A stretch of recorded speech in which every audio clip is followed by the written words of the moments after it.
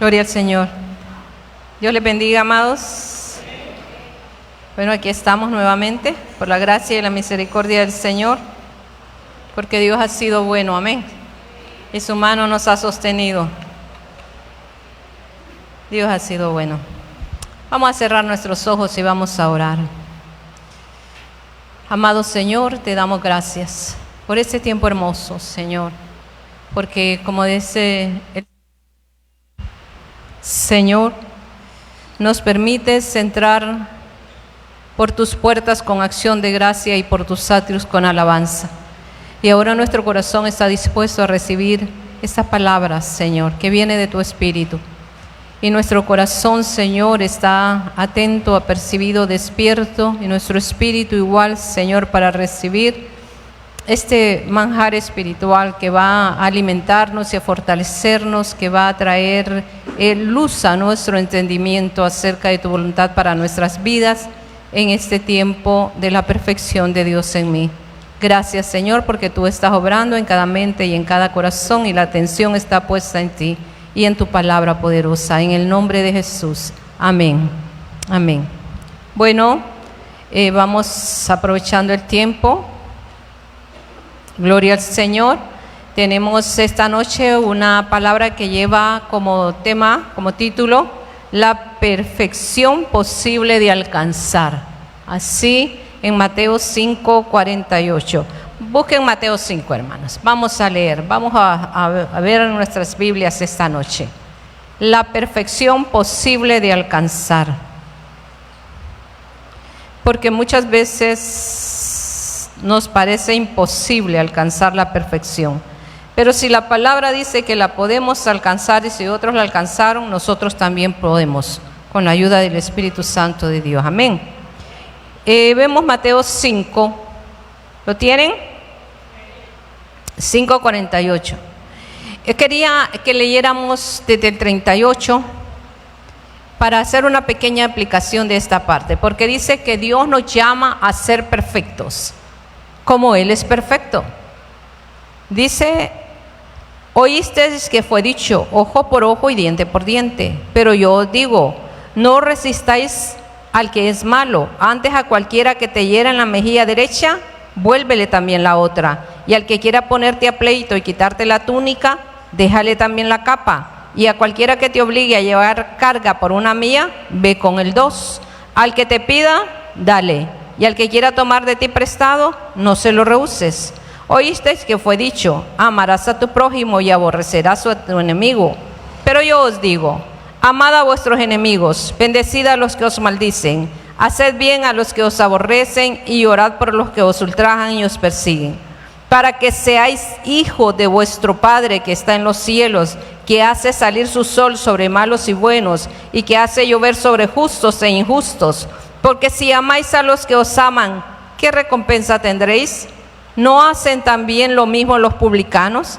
Y si saludáis a vuestros hermanos solamente, ¿qué hacéis de más? ¿No hacen también así los gentiles?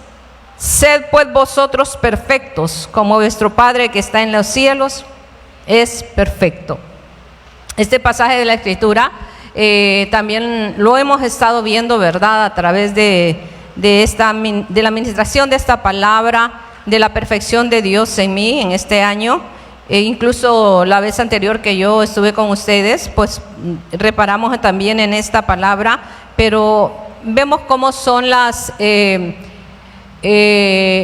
lineamientos del reino de Dios, contrario a lo que es el mundo, a lo que es lo humano, a lo que es la carne. Porque si nosotros vemos ahí, el título dice el amor hacia los enemigos, y también es una parte de nosotros, ¿verdad?, que el Señor quiere que sea perfeccionada, porque mire que termina al final diciendo: sed pues vosotros perfectos como vuestro Padre que está en los cielos es perfecto.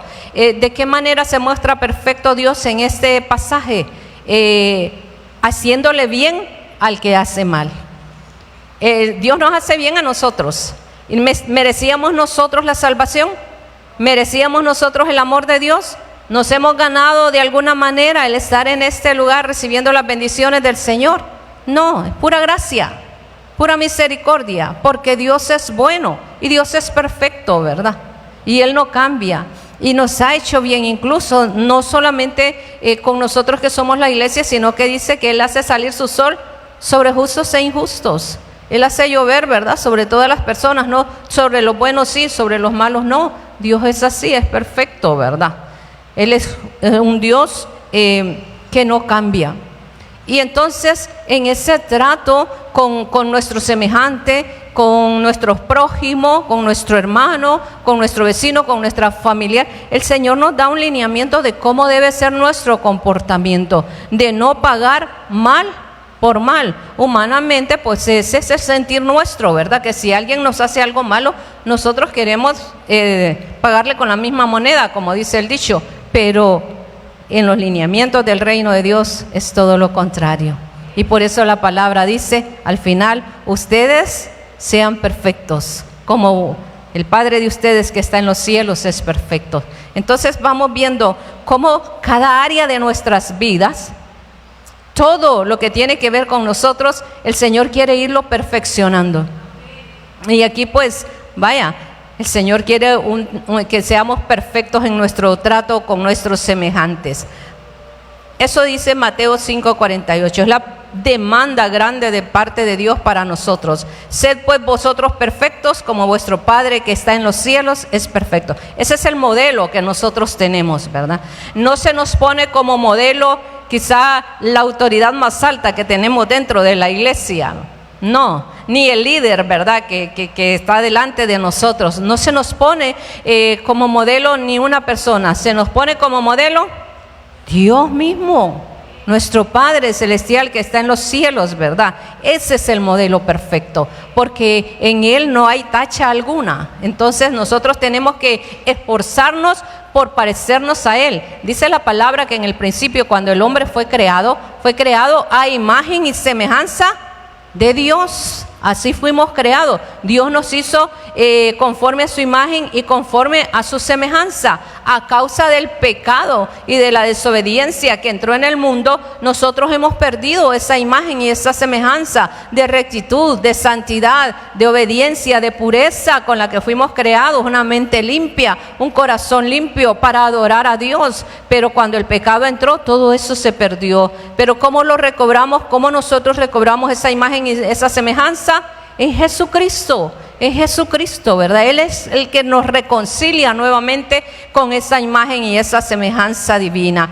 Entonces, tenemos por la gracia, el plan y el poder del Espíritu Santo, la capacidad de lograr llegar a la medida del varón perfecto, que es Jesucristo. ¿Por qué por la gracia?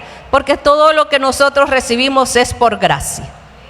Nada lo hemos comprado, no hemos podido pagar nada, ¿verdad? No podemos lograr nada con nuestros esfuerzos, sino que es por la gracia y la misericordia de Dios. El plan de Dios que ya tenía, porque dice que Dios nos había escogido desde antes de la fundación del mundo para que nosotros fuésemos sus hijos. Entonces estábamos dentro del plan divino por el poder del Espíritu Santo, porque Él es el que nos ayuda a lograr llegar a esa perfección cada día. Porque la perfección en nuestras vidas, hermanos, tiene que ser cada día, un logro diario, ¿verdad? Un logro diario de que vamos a estar esforzándonos cada día por hacer la voluntad del Señor. Y entonces, conforme usted vaya logrando cada día la victoria, va creciendo, va avanzando y se va perfeccionando en la voluntad del Señor. Entonces tenemos esa capacidad de llegar a ser semejantes al varón perfecto. Veamos qué dice Efesios 4. Vamos a Efesios 4:13.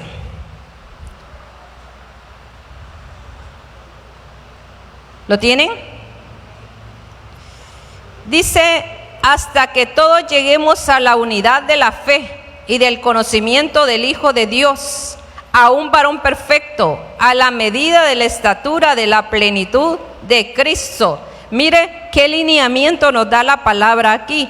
Efesios 4 nos habla de la unidad del Espíritu, y en los versículos anteriores nosotros encontramos que el Señor constituyó, dice, a unos apóstoles, profetas, pastores, evangelistas y maestros, a fin de perfeccionar a los santos para la obra del ministerio, para la edificación del cuerpo de Cristo. Entonces Dios puso, ¿verdad?, a cada uno en su lugar para edificar al cuerpo de Cristo. Pero ¿cuál es el propósito de todo esto?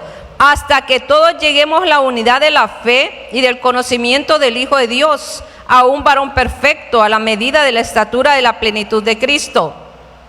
Quiero leérselos en otra versión, el 12 y el 13 dice: ellos tienen, hablando de los que tienen los ministerios, ellos tienen la responsabilidad de preparar al pueblo de Dios para que lleve a cabo la obra de Dios y edifique la iglesia, es decir, el cuerpo de Cristo. Ese proceso continuará hasta que todos alcancemos tal unidad en nuestra fe y conocimiento del Hijo de Dios que seamos perfectos o maduros en el Señor, es decir, hasta que lleguemos a la plena y completa medida de Cristo. Mire cómo Dios tiene un plan perfecto para todas las cosas, y dentro de la iglesia establece autoridades, ¿verdad? Un lineamiento de autoridades. Ahí nos habla de apóstoles, profetas, pastores, evangelistas y maestros. Y dice que estas personas tienen la labor de enseñarle a la iglesia para que la iglesia sea perfeccionada.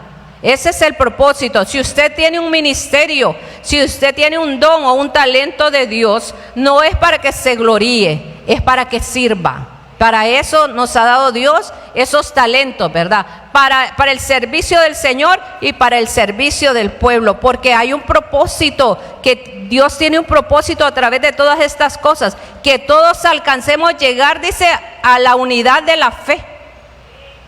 Que todos estemos unidos en un mismo sentir y que nuestra fe crezca juntamente, todos juntos creciendo. ¿A través de qué crece la fe, hermanos? ¿A través de qué? De la palabra, ¿verdad? Y todas estas personas lo que ministran es la palabra.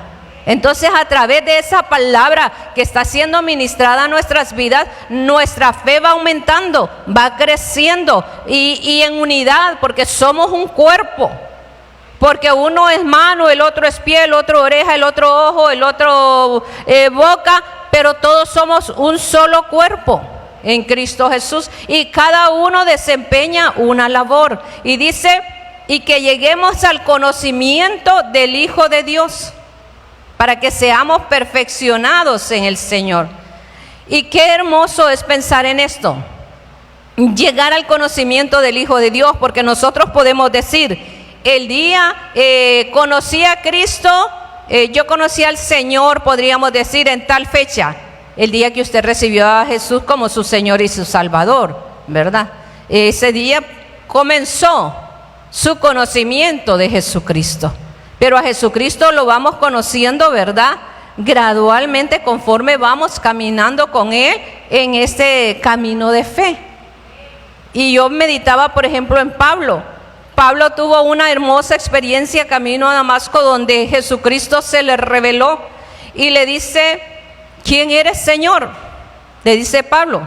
Y Jesús le dice: yo soy Jesús a quien tú persigues. Se le reveló de una manera tan hermosa el Señor. Pero más adelante nosotros escuchamos a Pablo diciendo: quiero conocer a Jesucristo. O sea que no se contentaba con una revelación que había recibido en su comienzo. A cada día de su vida, Pablo estaba conociendo más a Jesucristo.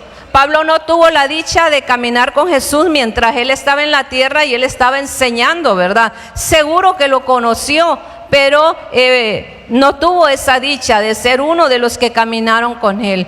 Pero luego de que Pablo se encontró con Jesucristo camino a Damasco, Jesucristo comenzó a revelársele a Pablo. Y Pablo tenía aquel anhelo de conocer cada día más a Jesucristo. Por eso tuvo esa vida de comunión con el Señor. Y yo puedo decir que cuando una persona se encuentra verdaderamente con Jesús, su vida es radicalmente transformada. Pablo cayó siendo Saulo de Tarso y se levantó siendo Pablo. Fue completamente transformado. Ya no volvió a ser el mismo. Todos aquellos pensamientos que tenía cuando iba en ese camino, dice, con cólera, respirando amenazas, fueron cambiados completamente. Incluso su visión de aquello fue quitada porque quedó ciego, hasta que llegó Ananías a orar por él y recobró nuevamente la vista. Pero ya cuando Pablo volvió a ver, vio a Jesucristo. Yo siempre pienso en Bartimeo el ciego, que dice que le decía a Jesús, hijo de David, ten misericordia de mí. Y qué hermoso debió haber sido para Bartimeo, que cuando recibió la vista, lo primero que vio fue a Jesús. Qué hermoso. Yo digo que esa es una imagen que jamás en su vida se borró de su mente, ¿verdad? Y quedó grabada en su corazón. Entonces, ese es el propósito de todo esto, que lleguemos a esa unidad de fe y al conocimiento de Jesucristo. Nosotros estamos conociendo a Jesucristo. Mire, hermano, qué hermoso es, por ejemplo, vaya, aquí estamos reunidos aprendiendo de Jesucristo y de su palabra, aprendiendo a conocerle más. Si usted viene el día martes, es hermoso ver un grupo acá, otro allá, otro acá, otro acá, todos estudiando un tema diferente. Pero ¿a quién estamos estudiando? Jesús. Estamos conociendo a Jesús. Mire, yo me gozo grandemente y se lo digo de corazón. Ahorita he tenido la labor de la pastora, ¿verdad? Estar con las señoras es hermoso. Amén, pastora. Sí, es hermoso con esas señoras y uno aprende, ¿verdad? Y ellas tienen curiosidades y hacen preguntas y participan bastante. Y algo que a mí me causa gran alegría en el corazón es ver los niños también. Ver los niños, ¿verdad? Cómo están aprendiendo del Señor, ¿verdad? Allá pues con los jóvenes rara vez he estado ahí, pero también con los adultos. Pero qué hermoso es ver que todos estamos aprendiendo de Jesucristo. La iglesia unida aprendiendo de Jesucristo, aprendiendo a conocerlo más aquí, porque esto es un comienzo para una eternidad con Él, ¿verdad? Pero necesitamos conocerlo aquí, porque si nosotros verdaderamente no lo conocemos aquí, nosotros podemos retroceder de nuestra fe, hermanos. Pero yo meditaba en eso, en lo que dice Hebreos, ¿verdad? De los que vuelven atrás. Y yo meditaba en esto, que el que conoce verdaderamente a Jesucristo no vuelve atrás. Como dice también en Hebreos, nosotros no somos de los que retroceden.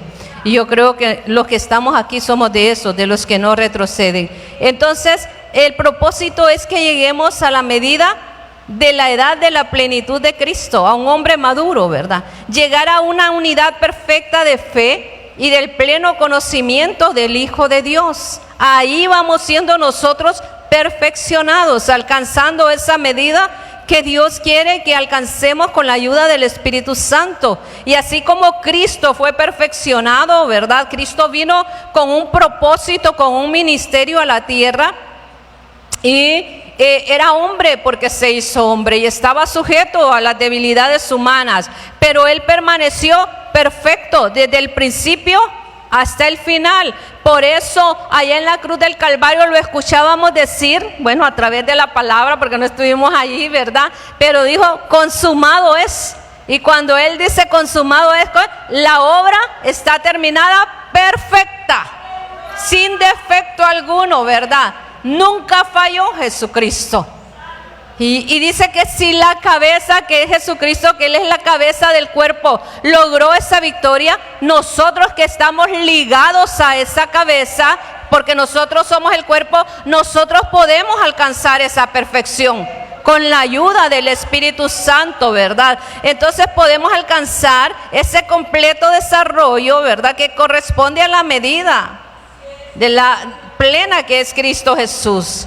Cristo como hombre alcanzó la perfección. ¿A través de qué? De la obediencia y la humillación. Porque mire que Cristo, siendo hijo de Dios, dice que se sometió a la voluntad del Padre. Y en Filipenses dice que se humilló a sí mismo, tomando forma de siervo, hecho semejante a los hombres, ¿verdad? Y Él siempre decía, no he venido a hacer mi voluntad, vine a hacer la voluntad del Padre. Entonces Él se humilló y también fue obediente, y de esa manera perfeccionó la labor que Dios le había dado para la salvación de la humanidad. Nosotros, al igual, la iglesia tiene que ser perfeccionada. Vamos en este camino a la eternidad, amados hermanos, y sabemos que cada vez sentimos que nos falta poco, ¿verdad? Puede ser por la edad, nos falta poco, pero igual la muerte le llega a cualquier persona en cualquier momento, ¿verdad?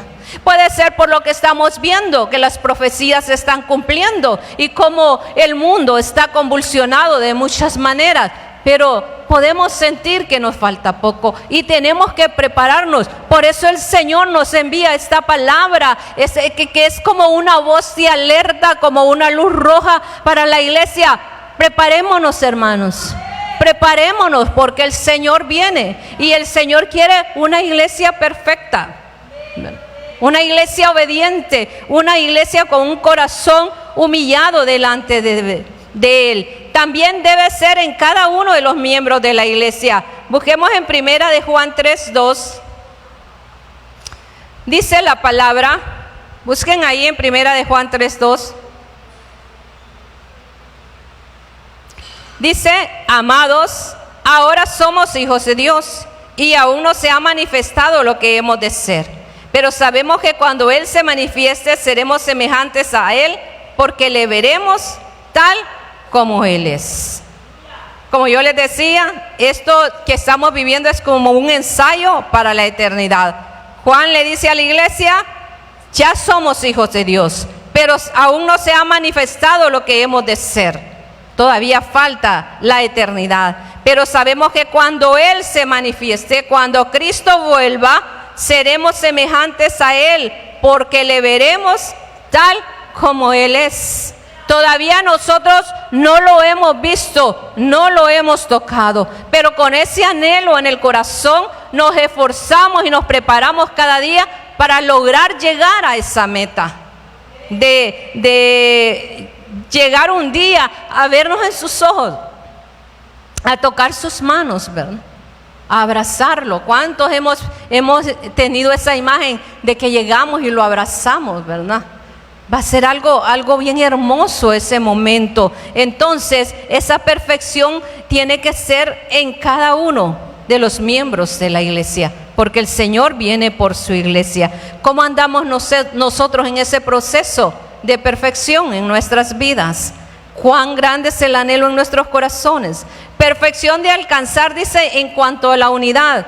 Jesús decía, la oración de Jesús en Juan era que sean uno, como tú y yo somos uno. Que nosotros como iglesia podamos alcanzar la unidad independientemente de nuestra humanidad, de que tal vez usted percibe las cosas de una manera y usted de otra y yo de otra, porque cada uno tiene su carácter, su personalidad, su forma de ser, pero que con el poder del Espíritu Santo y en el conocimiento de la palabra, nosotros lleguemos a ser uno en el Señor. Porque la palabra dice que pensemos una misma cosa, que sintamos una misma cosa. Y eso solo es la obra del Espíritu Santo de Dios perfeccionada en nuestras vidas. Que tengamos una vida espiritual,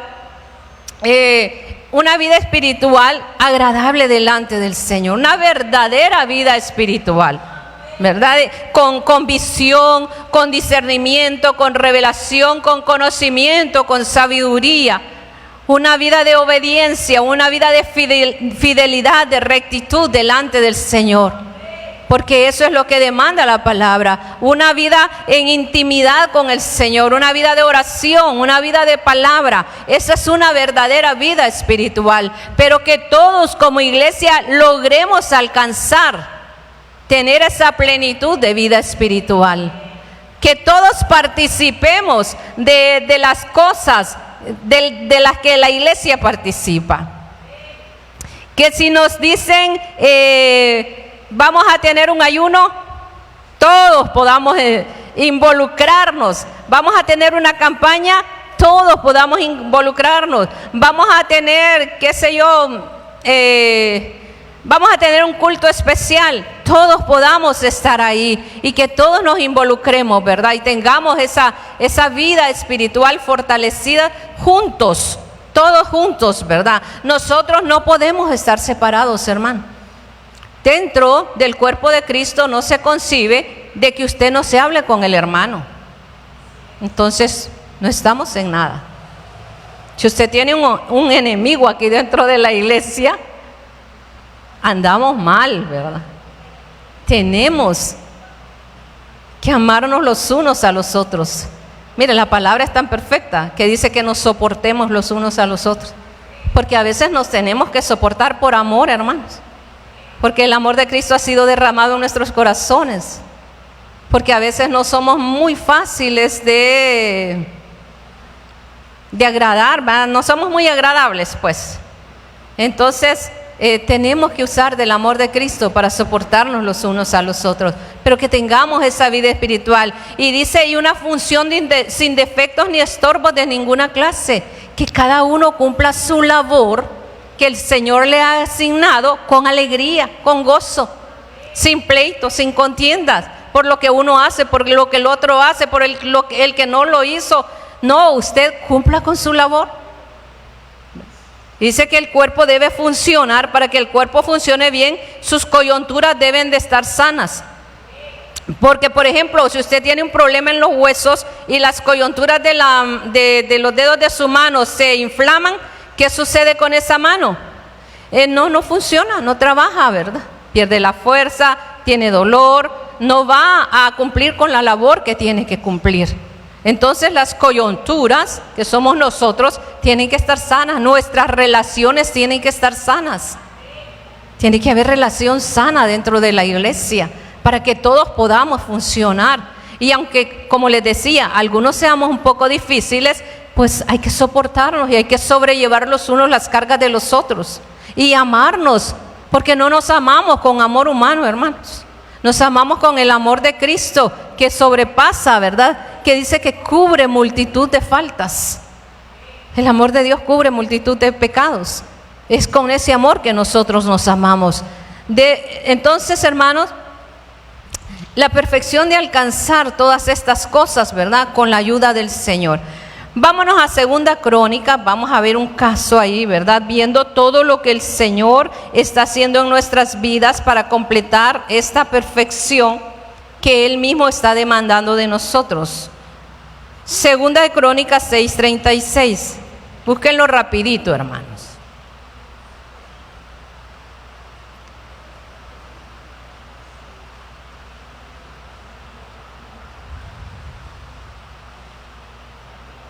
¿Lo tienen?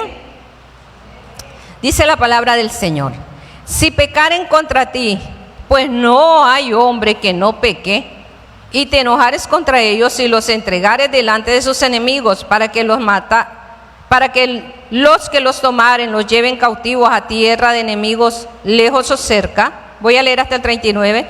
Y ellos volviesen en sí en la tierra donde fueron llevados cautivos, si se convirtieren y oraren a ti en la tierra de cautividad, y dijeren: pecamos, hemos hecho inicuamente, impíamente hemos hecho. Si se convirtieren a ti de todo su corazón y de toda su alma en la tierra de su cautividad, donde los hubiesen llevado cautivos, y oraren hacia la tierra que tú dices a sus padres, hacia la ciudad que tú elegiste y hacia la casa que he edificado a tu nombre, tú oirás desde los cielos y desde el lugar de tu morada su oración y su ruego, y ampararás su causa y perdonarás a tu pueblo que pecó contra ti. En esta ocasión vemos a Salomón. ¿Qué estaba haciendo Salomón en este pasaje de la Escritura? Consagrando el templo que había edificado. Dice que era un templo hermosísimo, ¿verdad? El más hermoso que había sido construido. Pero aparte de la belleza del templo, Dios lleva a Salomón a hacer una oración delante del pueblo, delante de las autoridades, delante de los sacerdotes y delante de todo, ¿verdad? Lo que los cantores y todos los que ministraban ahí, y le dice al Señor: si pecaren contra ti. Y mire, vea esto, hermano, algo importante que dice Salomón ahí: pues no hay hombre que no peque. Ahí él está reconociendo que todos somos pecadores, como dice la palabra, ¿verdad? En Romanos 3:23 es que dice, por cuanto todos pecaron y están destituidos de la gloria de Dios. Y en los Salmos dice que no hay justo ni aún uno, ¿verdad? Entonces dice Salomón, no hay hombre que no peque, y te enojares contra ellos y los entregares delante de sus enemigos para que los tomaren los lleven cautivos a la tierra de los enemigos lejos o cerca. Entonces Salomón continúa orando, ¿verdad? Pero le dice al Señor que si su pueblo se humilla y se arrepiente, que Él escuche a su pueblo y los perdone y los libere. Salomón pidió a Dios escuchar a su pueblo cuando el pueblo pecara y viniera pidiendo perdón, porque reconoció que no había hombre que no pecaba, reconoció el pecado de Israel. Y al final de ese capítulo, nosotros podemos ver la respuesta de Dios. Y algo que sobresale en ese capítulo es que dice que mientras Salomón estaba haciendo esa oración, Salomón estaba de rodillas y con sus manos levantadas al cielo. Entonces él estaba en una actitud de humillación delante de Dios. Y yo puedo pensar que el pueblo también estaba así, en esa misma actitud, porque él era el rey. Era la cabeza, era la autoridad, y él estaba dando el ejemplo de cómo humillarse y rendirse delante de Dios y de cómo reconocer el pecado. Y haciendo memoria, si nosotros leemos toda esa oración que hizo Salomón, era el Espíritu Santo de Dios enviando esa palabra para que el pueblo la escuchara, porque todo lo que Salomón dijo que podía suceder, sucedió. Sucedió, así fue, ¿verdad? Ellos fueron llevados cautivos a Babilonia. Y él dijo, si ellos oraren hacia ese templo, Señor, escúchalos y perdónalos y vuélvelos. Y el Señor los volvió. Pero entonces estaban en una actitud de humillación, desde el más grande hasta el más pequeño, desde la más alta autoridad, ¿verdad?, hasta el menor. Todos estaban en ese momento en una actitud de adoración. Se humillaron, alabaron a Dios, adoraron a Dios. Miren ahí en 2 de Crónicas, y siempre donde estamos en el 7, dice en el 7:3, cuando vieron todos los hijos de Israel descender el fuego y la gloria de Jehová sobre la casa, porque dice que después de la oración vino, ¿verdad?, la gloria del Señor y llenó la casa, y ellos se postraron sobre sus rostros en el pavimento y adoraron y alabaron a Jehová diciendo, porque Él es bueno y su misericordia es para siempre. Entonces el pueblo había sido llevado a través de la humillación a lo que Dios quería que ellos hicieran, que era postrarse, humillarse, adorar al Señor. Y comenzó, como les digo, desde el rey para abajo, ¿verdad? Todo el pueblo de Dios. Así tiene que estar la iglesia, todos humillados, desde la más alta autoridad hasta el más sencillo miembro de la iglesia, aunque todos somos iguales a los ojos del Señor. El Señor lo que quiere que nosotros tengamos es un corazón humillado. En 2 de Crónicas 7:14, el Señor dice, un texto bastante conocido, del 14 al 17, si se humillare mi pueblo, sobre el cual mi nombre es invocado, y oraren y buscaren mi rostro, y se convirtieren de sus malos caminos, entonces yo iré desde los cielos y perdonaré sus pecados y sanaré su tierra. Ahora estarán abiertos mis ojos y atentos mis oídos a la oración en este lugar. Porque ahora he elegido y santificado esta casa para que esté en ella mi nombre para siempre. Y mis ojos y mi corazón estarán ahí para siempre. Y si estuvieres delante de mí como anduvo David tu padre, hicieres todas las cosas que yo te mando y guardaréis mis estatutos y mis decretos, le dice a Salomón, todavía Dios estaba hablando con Salomón, yo confirmaré el trono de tu reino y no faltará varón que gobierne en Israel. Pero ¿qué le pide? ¿Qué es lo primero que le dice? Si se humillare mi pueblo. Mire, yo pensaba en esto, ellos estaban en un momento de fiesta, en algo grandioso delante de aquel templo tan majestuoso que había sido construido. Pero más que impresionar a Dios no lo impresionó el templo, a Dios lo impresionó la actitud del corazón de su pueblo, de que se humillaran, de que se postraran, de que le adoraran. Eso fue lo que impresionó, lo que agradó al corazón de Dios. Y entonces Él le dice, le da esas hermosas promesas de que si Él se mantiene fiel a la palabra, su trono iba a ser un trono firme, ¿verdad? Y nosotros conocemos la historia de Salomón. La humillación nos conduce a la perfección. ¿Lo cree usted, hermano? La humillación nos conduce a la perfección.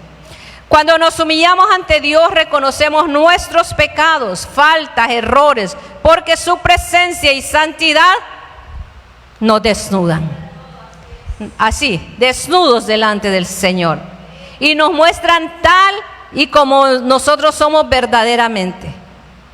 Cuando nosotros entramos en la presencia del Señor, entramos en una atmósfera celestial gloriosa. Entramos, ¿verdad?, en un lugar como cuando, me imagino yo, cuando el sacerdote entraba en el lugar santísimo. Solo podía entrar un sacerdote una vez al año. Pero aquello era algo glorioso, la presencia de Dios en aquel lugar. Cuando nosotros nos humillamos y nos postramos delante del Señor, entramos en esa presencia. Pero al estar en esa presencia, nosotros somos desnudados delante del Señor. Y el Señor escudriña lo profundo de nuestro corazón. Y al estar ahí, nosotros no podemos esconder nada delante de Dios. Fíjense que cuando los sacerdotes entraban en el lugar santísimo, había un tiempo de preparación anticipada, de purificación y de ritos que ellos hacían, porque para entrar ahí era una cosa bien delicada. Si su corazón estaba contaminado, entraba ahí y moría.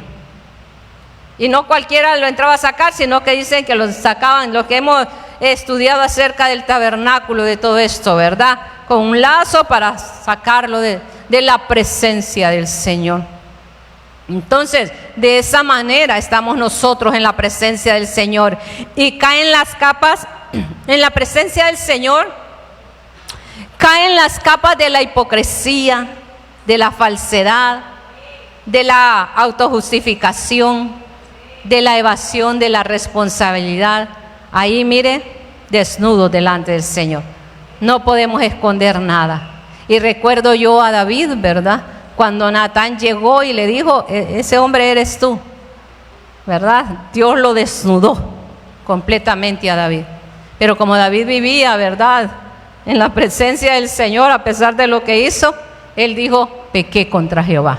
No empezó a buscar excusas, ni culpables, ni nada de eso. Él asumió la responsabilidad de sus errores.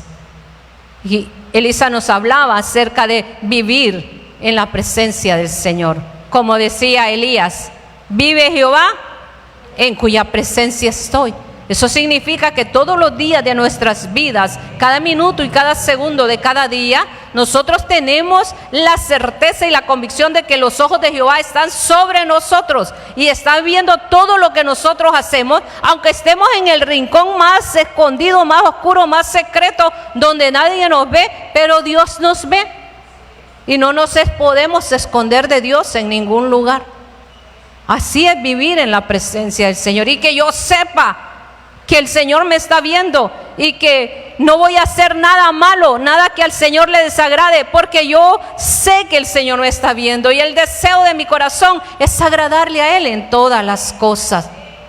Entonces, en la presencia del Señor se cae todo aquello, ¿verdad? Que de repente, si nosotros pecamos contra el Señor y no vivimos en su presencia, nos andamos justificando, andamos evadiendo las responsabilidades y caminando ahí fuera de la voluntad del Señor. Job 9:20, vamos a ver qué nos dice Job 9:20.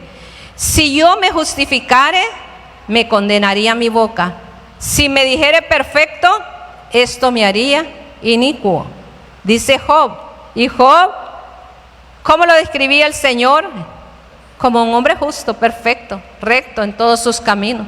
Pero mire cómo dice aquí: si yo me justificare, me condenaría mi boca. Si me dijere perfecto, esto me haría inicuo. Job buscaba justificarse, pero en eso sabía que él no era intachable, que algo había ahí, ¿verdad? Que todavía tenía que ser perfeccionado y no tan inocente como él se creía. Los que hemos leído el libro de Job, ¿verdad? Yo sé que todos lo hemos leído y hemos escuchado esta historia. Job era un hombre ejemplar. Dice la palabra que era un hombre ejemplar. Dios, ¿verdad? Le preguntó al enemigo acerca de Job: ¿no has considerado a mi siervo Job? Y empezó a decir todo acerca de este hombre. Bueno, él era un hombre recto delante de Dios. Y Dios permite que entre en aquel proceso. Pero de ese proceso Job sale refinado como el oro. Porque Dios empieza, ¿verdad? Ahora cíñete, yo te voy a preguntar. Y le empieza, porque Job le había hecho una cantidad sin número. Elisa sabe, ¿verdad?, qué número de preguntas le había hecho Job a Dios. Pero luego Dios le empieza a preguntar a él: ahora yo te voy a preguntar a ti, ¿verdad? Porque como el hombre se creía tan sabio, ¿verdad? Ahora Dios le dice: ahora yo te voy a preguntar a ti. Pero al final, ¿verdad?, él se humilla y dice: bueno, de oídas te había oído, ahora mis ojos te ven. Mire, un conocimiento más profundo de Dios, a pesar de que la Biblia lo describe al principio del libro de Job como un hombre perfecto. Pero siempre en nuestras vidas como seres humanos habrá algo que Dios tenga que perfeccionar mientras estamos en esta tierra. Porque mientras estamos en esta tierra, hermanos, cada día de nuestras vidas le podemos fallar a Dios. ¿O le fallamos? Seamos sinceros. Le fallamos al Señor. Con un pensamiento, con una palabra, con una actitud, qué sé yo. Le fallamos al Señor. Entonces necesitamos ir siendo perfeccionados. Y Job tuvo que reconocer eso, ¿verdad? Dice: conocemos lo engañoso y perverso del corazón. Como dice Jeremías 17:9, engañoso es el corazón más que todas las cosas y perverso. Job se creía perfecto el hombre, ¿verdad? Pero al final dijo: todavía me faltaba. Todavía me faltaba. Bueno, y Dios perfeccionó su obra en la vida de este hombre. Algo que nuestra pastora puso aquí, dice que el corazón alberga en su interior más engaño que conciencia. Y eso es cierto. Si nuestro corazón albergara más conciencia, nosotros fuésemos más rectos, ¿verdad? Pero por eso Jeremías dice que engañoso es el corazón y perverso. Su corazón, Josué, ¿verdad? Su corazón, hermano Quique. Mi corazón. Ese es el corazón humano que es engañoso y perverso. Y por eso tiene que ir a sumergirse en la sangre de Cristo para ser purificado y para ser perfeccionado, ¿verdad? Para albergar más conciencia de lo bueno, de lo recto, de lo justo, de lo puro, de lo que le agrada a Dios. Yo estoy consciente de lo que a Dios le agrada y eso es lo que voy a hacer. Pero muchas veces nosotros, guiados por el corazón, tomamos decisiones que al final solo nos traen mal. Nos hacen pecar contra Dios, nos apartan de los propósitos de Dios, de los lineamientos de Dios, porque el corazón nos engaña. Nos dice: si a otro le fue mal, a vos te va a ir bien. Y eso es un engaño, hermano.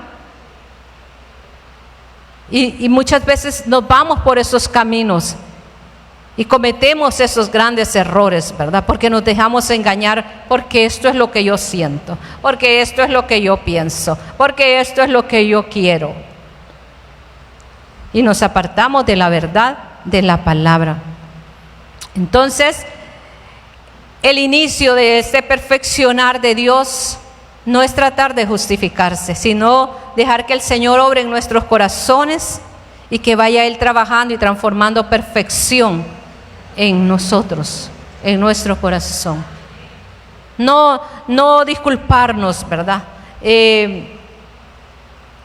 no justificarnos de las cosas que hacemos, sino como dice Primera de Juan 1, que si pecamos contra Dios, vayamos y confesemos nuestros pecados, porque Él es fiel y justo para perdonarnos y limpiarnos de toda maldad. Tampoco ocultar el pecado, porque el pecado oculto carcome, causa pudrición y muerte, hermanos. No podemos ocultar el pecado. Todas las cosas tienen que estar a la luz de Cristo, desnudas delante de Él, ¿verdad? Un principio que seguir. Salmo 51, 10. Dice la palabra en Salmo 51, 10. Crea en mí, oh Dios, un corazón limpio y renueva un espíritu recto dentro de mí. Reconocer nuestra condición y pedir la ayuda divina, ¿verdad? David estaba haciendo esta oración después de que él pecó con Betsabé y estaba pidiéndole perdón al Señor y le dice: crea en mí, oh Dios, un corazón limpio. Reconoció su pecado y va delante del Señor, y como que usted y yo hayamos pecado y vamos delante del Señor y le dice: aquí está mi corazón, Señor, lo pongo en tus manos para que lo limpies. Dame un nuevo corazón, Señor. Mi corazón se contaminó, pero yo quiero tener delante de ti un corazón limpio. Dame tú un corazón limpio, porque ¿podrá alguien cambiar el corazón de otro o su propio corazón? Nadie puede cambiar su propio corazón ni el corazón de otro, aunque a veces nos esforzamos y lo deseamos, pero nadie puede. El único que puede es Dios. Solo Él puede cambiar nuestros corazones, ¿verdad? Y renueva un espíritu recto delante de mí. Esto habla de una vida de rectitud, de obediencia y de fidelidad y de santidad delante del Señor. Luego el Salmo 19, vamos al Salmo 19.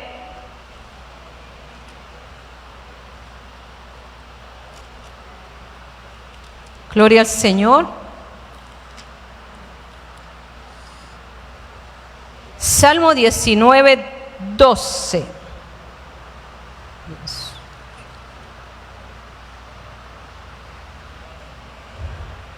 Vamos a leerlo desde el 7. ¿Tienen sus Biblias ahí? La ley de Jehová es perfecta, que convierte el alma. Está hablando de la palabra de Dios.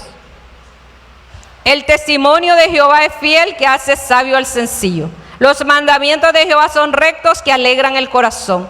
El precepto de Jehová es puro, que alumbra los ojos.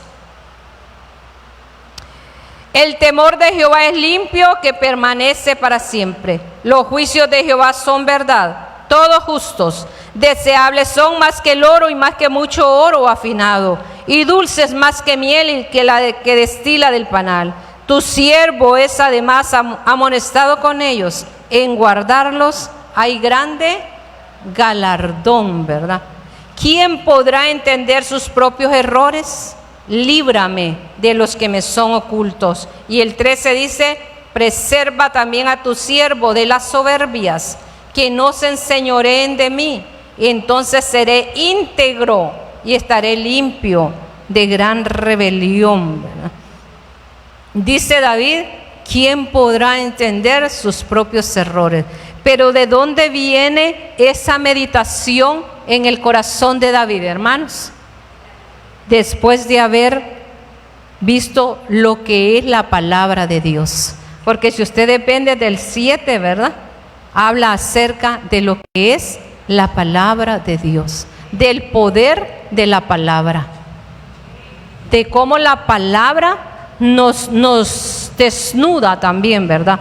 Porque cuando nosotros leemos la palabra nos dice lo que está bien y lo que está mal delante de nosotros. En Santiago dice que es como un espejo en el que nosotros nos vemos y vemos nuestros errores y nuestras faltas, y también, ¿verdad?, las cosas buenas que nosotros tenemos. Entonces David dice: ¿quién podrá entender sus propios errores? Líbrame de los que son ocultos. La palabra de Dios es la que puede limpiarnos. ¿Cómo puedo conocer? En la nueva versión dice: ¿cómo puedo conocer todos los pecados escondidos en mi corazón? límpiame de esas faltas ocultas. Libra a tu siervo de pecar intencionalmente. No permitas que estos pecados me controlen. Entonces estaré libre de culpa y seré inocente de grandes pecados. David, al reflexionar la excelencia del poder de la palabra, manifiesta arrepentimiento sobre sus pecados. La palabra le deja ver todo en lo que él no está bien, está mal, ¿verdad? Y habla de los errores. Tengo aquí que en hebreo es la palabra het, J-E-T, que significa errar en el blanco, desviarse de la ruta que Dios nos ha fijado. Eso es, ¿verdad? Los errores que nosotros cometemos. Y ya nosotros conocemos el error que cometió David, ¿verdad? Porque David iba súper bien, hermanos, hasta que cometió ese error, ¿verdad? Y eso lo marcó. Por eso David, viendo el poder de la palabra, dice: Señor, ¿quién podrá entender sus propios errores? ¿Cómo voy a conocer yo todos los pecados que están ocultos en mi corazón? Porque ni uno mismo se conoce el corazón, hermanos. Ni uno mismo conoce el corazón. Yo no puedo decir que me conozco profundamente mi corazón, porque a veces actúo de maneras que no quiero actuar. Y eso es el corazón. Dice la palabra, ¿de dónde salen las cosas malas? Del corazón, ¿verdad? Los pleitos, los robos, ¿verdad? Todas esas cosas salen del corazón. Entonces, a veces ni siquiera podemos conocer nuestro propio corazón. Por eso él clama, ¿verdad? David se mira incapaz de conocer en detalle sus propios errores y clama al Señor: líbrame de los que me son ocultos. Esas cosas, ¿verdad?, que están ahí escondiditas y de repente salen o quieren salir, ¿verdad? Y no ocultos a los ojos de Dios, hermanos, porque Dios nos escudriña hasta lo más profundo. Él sabe quiénes somos nosotros. Nosotros es que hay cosas que no podemos entender de nosotros mismos, ¿verdad? Y mucho menos de las otras personas, porque no podemos ver el corazón de otra persona. Pero la palabra revela lo que hay en el corazón de las personas. Si nosotros leemos la palabra, nosotros vamos a encontrar qué es lo que hay en el corazón del hombre. En el corazón del hombre que no teme a Dios y en el corazón del hombre que teme a Dios. Así lo revela la palabra. Entonces nosotros vamos aprendiendo a través de la palabra. Y la palabra nos va enseñando qué cosas corregir en nuestras vidas para llegar a ser perfeccionados por la palabra de Dios. Por eso estamos en este aprendizaje continuo, hermanos, y remachando y remarcando y repitiendo una y otra vez, porque es necesario, ¿verdad? Que la palabra esté como martillo, golpeando una y otra vez sobre nuestros corazones, hasta que nuestro corazón sea transformado y tome la forma que Dios quiere que este corazón tenga. Un corazón humilde, un corazón limpio, un corazón sencillo, un corazón obediente. Por eso en Jeremías 23 habla de la palabra como martillo y como fuego, que es necesario en nuestros corazones, ¿verdad? Que nada pase desapercibido por nosotros. Y que no se enseñoree la soberbia, dice, ¿verdad? Y en la Nueva Traducción dice: libra a tu siervo de pecar intencionalmente. Porque cuando uno peca intencionalmente es porque es soberbio, no tiene temor de la palabra de Dios. Así sencillamente, ¿verdad? Para ser íntegro y limpio es. O sea que le estaba pidiendo a Dios su perfección. En el Salmo 119, 96, búsquenlo ahí, hermanos.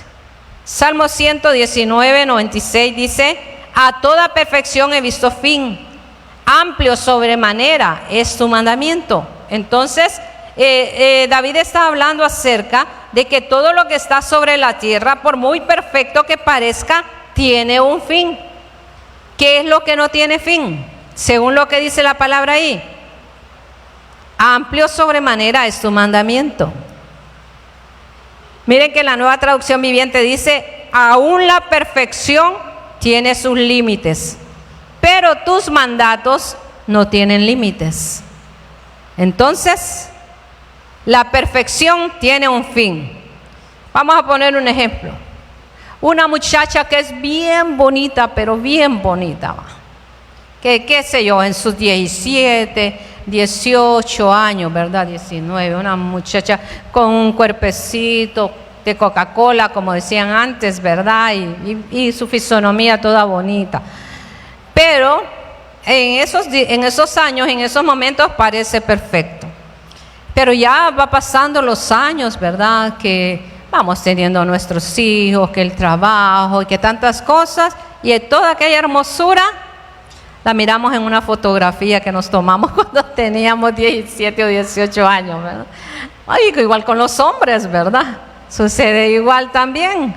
Pero entonces, mire, a veces las cosas parecen bien perfectas.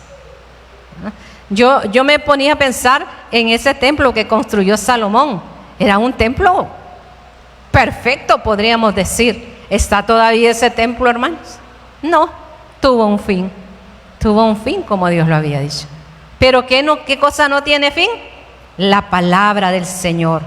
La palabra de Dios muestra lo que Dios es y lo que quiere de nosotros. Y nuestro Dios es inmortal, es eterno, y así lo revela su palabra.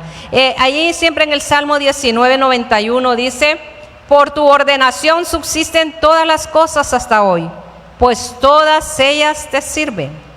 Todo lo creado sirve al Señor en sus propósitos. Todo lo que Dios creó, lo creó con un propósito. ¿Lo cree, hermano? Entonces Dios lo creó a usted con un propósito. Amén. Y que el propósito de Dios se cumple en nosotros, ¿verdad? Pero por perfecto que sea lo que Dios creó, tiene un límite. Pero su palabra es infinita. Su palabra es ilimitada. Dice que el cielo y la tierra pasarán, pero su palabra no pasará. Hemos de dejar que lo ilimitado de su palabra nos forme y nos lleve a lo perfecto. Pero nosotros tenemos que permitir que la palabra nos transforme. Porque podemos estar escuchando y escuchando por años y años y años. Y si no permitimos que la palabra nos cambie, nos transforme, vamos a seguir igual. No se van a ver cambios en nuestras vidas. Aunque escuchemos al más bello expositor de la palabra, al más experto expositor de la palabra. Pero si usted y yo no tomamos una decisión de que la palabra se haga rema en nuestras vidas, la palabra, dice, se vuelve infructuosa, ¿sí dice? Entonces hemos de dejar, dice aquí, que lo ilimitado de la palabra nos forme y nos lleve a la perfección. Escuchemos el consejo de la palabra, hermanos. Escuchémoslo, prestemos atención, estemos atentos a la palabra, guardémoslo en el corazón como un tesoro, como lo más valioso que usted tenga. Yo no sé qué cosa es lo más valioso que usted tenga en esta tierra, pero la palabra tiene que ser más valioso que todo eso. Más valioso que una casa, que un carro, que una familia, que la esposa, que los hijos, más valioso. La palabra de Dios tiene que ser lo más valioso en nuestras vidas, porque es esa palabra la que nos transforma y la que nos va perfeccionando para que el propósito de Dios se cumpla en nuestras vidas. Vamos a ver unos textos. Eclesiastés 7:20. Creo que me lo van poniendo ahí, por favor. Eclesiastés 7:20 dice: ciertamente no hay hombre justo en la tierra que haga el bien y nunca peque. Mire, esto es para que nosotros lo meditemos. Eclesiastés 7:20. Ciertamente no hay hombre justo en la tierra que haga el bien y nunca peque. Eso lo está diciendo la palabra de Dios. Salmo 143:2 dice: y no entres en juicio con tu siervo, porque no se justificará delante de ti ningún ser humano. El salmista está hablando con Dios allí en ese texto. No entres en juicio con tu siervo, porque no se justificará delante de ti ningún ser humano. ¿Qué significa esto? Todos somos pecadores. Romanos 3:23. Por cuanto todos pecaron y están destituidos de la gloria de Dios. Y Santiago 3:2 dice, porque todos ofendemos muchas veces. Si alguno no ofende en palabra, este es varón perfecto, capaz también de refrenar todo el cuerpo. Ese texto lo vimos anteriormente, en la predicación anterior.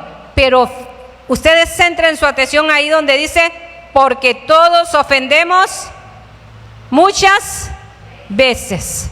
Muchas veces. No dice una vez, ni dos, ni tres, sino que muchas veces. Entonces, ¿qué nos revelan todos estos pasajes? Que el hombre es imperfecto, pecador. Pero aún así, Dios nos está llamando a ser perfectos. Con su gracia, con su plan que ya está determinado para nuestra vida, con la ayuda del Espíritu Santo, con el poder de la palabra, nosotros podemos ser perfeccionados. Entonces, todas estas cosas que nosotros vemos aquí, que hablan acerca del pecado del hombre, dice, no deben ser una conformidad en nosotros. Es que yo soy pecador. La Biblia dice que soy pecador y no tengo remedio, ¿verdad? No es que yo así soy. No tiene que ser así.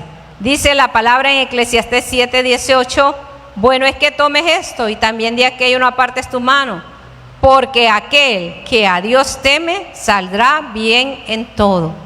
Y en la Nueva Traducción dice, no te vayas a los extremos, respeta a Dios y todo te saldrá bien.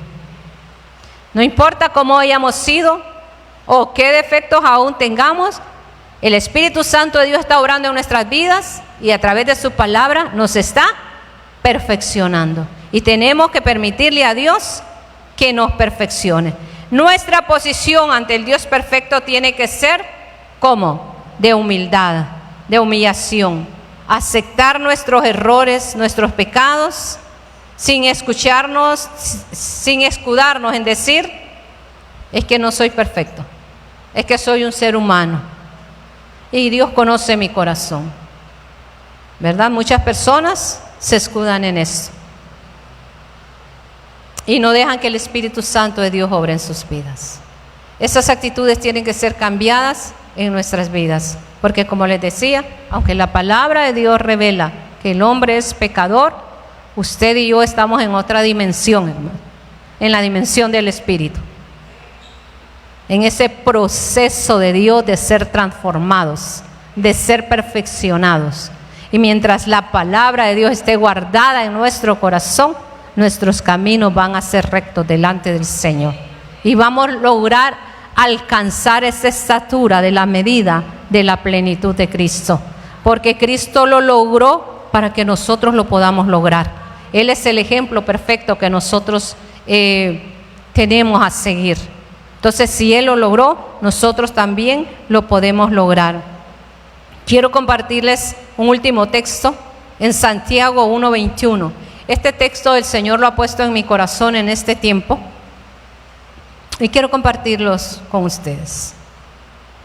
Dice Santiago 1:21, por lo cual, desechando toda inmundicia y abundancia de malicia, recibid con mansedumbre la palabra implantada, la cual puede salvar vuestras almas.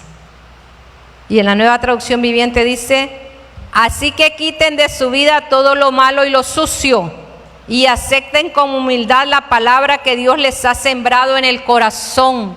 ¿Cuál es la palabra que Dios nos ha sembrado en el corazón en este año? La perfección de Dios en mí. Y eso que Carla mencionaba, ¿verdad? De Abraham, anda, sé perfecto delante de mí. El Señor quiere que nosotros seamos perfectos. Porque esta palabra dice en Santiago, tiene el poder para salvar nuestras almas. ¿Por qué estamos aquí, hermanos? Porque no tenemos otra cosa que hacer. Yo sé que muchos de ustedes están bien cansados de su día de trabajo, de hoy, pero se esforzaron para estar aquí. ¿Cuál es el esfuerzo de estar aquí? ¿Amamos este lugar? Sí lo amamos. ¿Nos amamos entre nosotros? Nos amamos. Pero ¿cuál es el fin verdadero de estar aquí? Nuestras almas, hermanos. La salvación de nuestras almas. Entonces, que esta palabra vaya siendo cincelada en las tablas de nuestro corazón. Y que esta palabra, como dice aquí, la recibamos con humildad, ¿verdad? Desechando toda inmundicia y abundancia de malicia. No cuestionemos la palabra, ¿verdad? No contradigamos la palabra. Humillémonos. ¿Cuál era la actitud que decíamos que teníamos que tener para que la perfección sea posible de alcanzar? La humillación, la humildad, ¿verdad? El humillarnos delante del Señor. Y Él va a perfeccionar su obra en nuestras vidas. Pónganse de pie.